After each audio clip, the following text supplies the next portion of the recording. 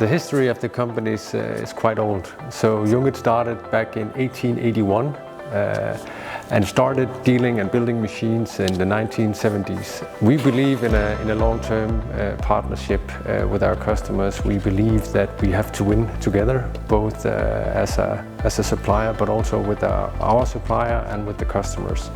We serve, or traditionally have served, customers in the wood industry, but we are now expanding into stone and glass and have multiple customers in multiple industries for multiple materials.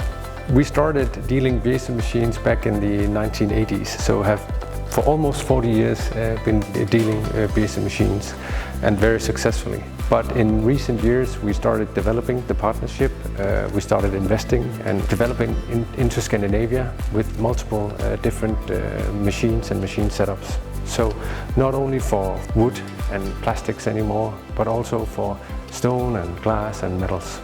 As mentioned, we try to follow our customers. In our strategy work, we try to serve the customers as best as possible.